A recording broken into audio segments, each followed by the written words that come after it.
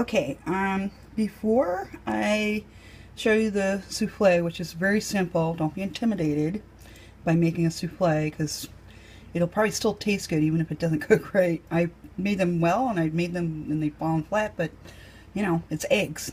Eggs are cheap. I dressed this martini up. This is for my friend Anton, who is a wonderful person who decorates his house. He's got it all decorated out with Halloween stuff, and he is a hairdresser at a salon in Westbrook, Maine. I don't remember the name, but you should go see him. I'll find it and post it in the link because he is fabulous. I haven't been to him yet because it's a little out of my price range today, but maybe next week I'll have enough. Because I'm doing my own hair lately. I was going to go down and see him, and then we had this whole thing going on with taking a trip and moving, so my cash reserves for things like fancy hairdressing are low. But go see Anton in Westbrook.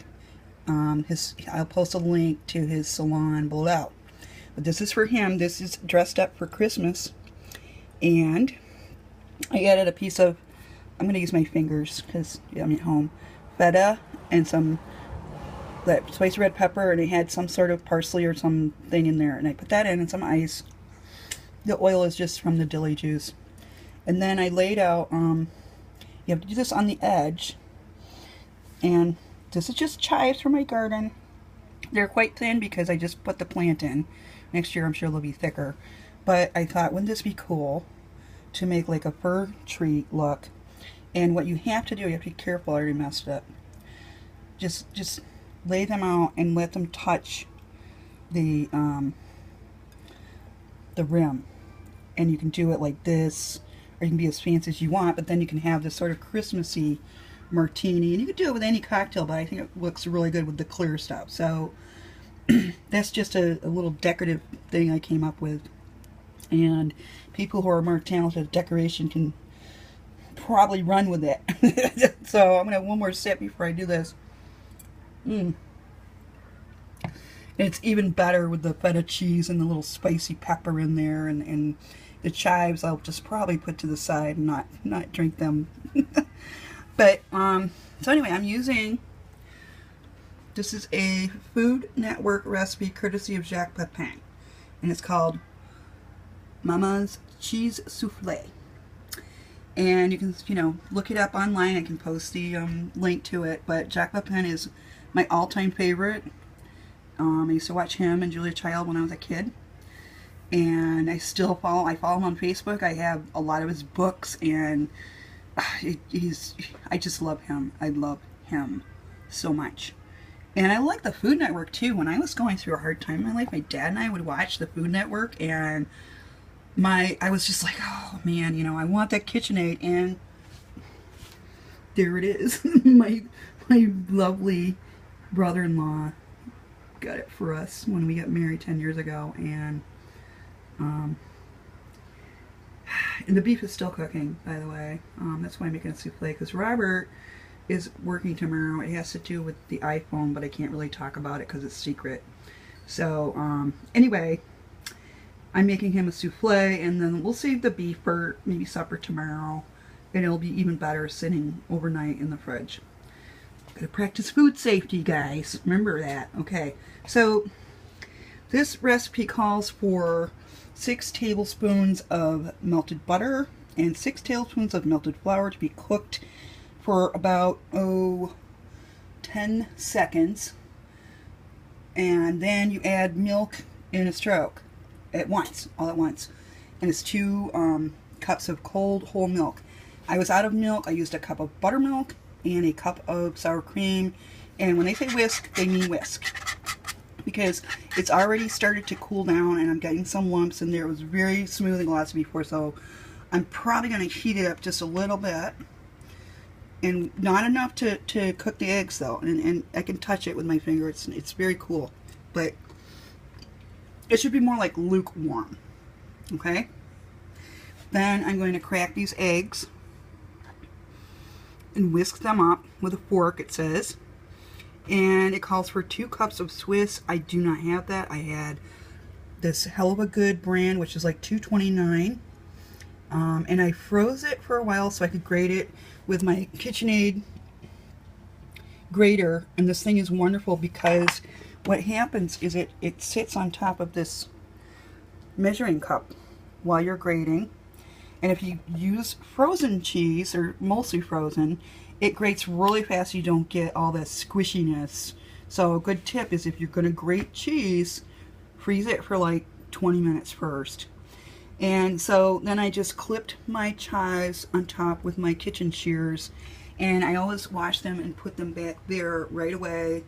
I have a cousin who came to visit me a while back, and she was just always like, yep, and the rule in my house is don't touch my good scissors. And now I can see mine on this metal strip here. I love the metal strip. And I posted on Facebook, and I was like, my precious, and people thought I were talking about my knives, and they were like, oh my god, are you insane with the knife thing? And I'm like, no, I'm talking about the metal strip because it's really cool. And like, oh, okay, we won't commit you today.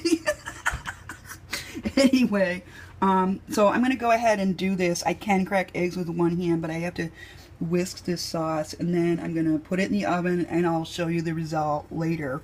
But I have one more tip. Okay, this isn't very health conscious, and I'm not guzzling it, as you can see, but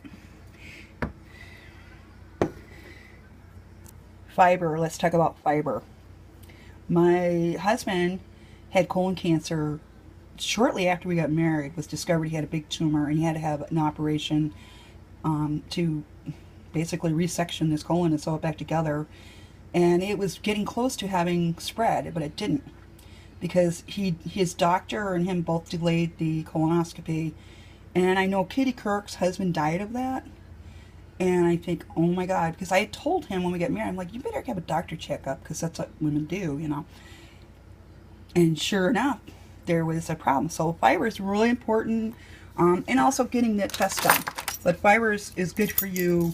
And if you have trouble when you're older, or even when you're younger, this is ground up flax seeds, not ground up, whole flax seeds, Bob's Red Mill is what I use, but any flax seeds. And I took about, I'm going to say 3/4 of a cup to a cup of water, 2 tablespoons of flax seeds, and I just heated up until it was bubbling. And then I let it cool slightly, and I strained it into this dish. And so you have like this sort of goo from the flaxseed. So what I do for myself and for him is I put, say, a tablespoon of this, and you have to, you know, I'm not telling anybody medical advice or anything like that. We all know flax seeds are healthy. So, but this is strictly at your own risk. And then I put in some low sodium V8, you know, like before or after your coffee. And then, you know, you're going to want to mix it a little bit. Let's use this like so. Okay. And all I can say is that if I am having any issues, I usually don't, but if I am, it helps. So just keep that in mind as you get older. You don't have to drink Metamucil or eat those cardboardy fiber bars. Boil up 2 tablespoons of flax seeds with about maybe a cup of water. Let it cool, strain it into a container, and then you can use that liquid. And I'm guessing I'll probably keep for like, you know, 3 to 5 days. And you probably wouldn't want to let it go too long in the fridge. So do it like once a week. That's what I'm going to do, you know, with mine. And it really works. Just be careful. Maybe try it with a teaspoon yourself. But I'm not giving anyone medical advice. This is just something I do for myself. So anyway, I will show you the finished souffle when it's done. And have a good one.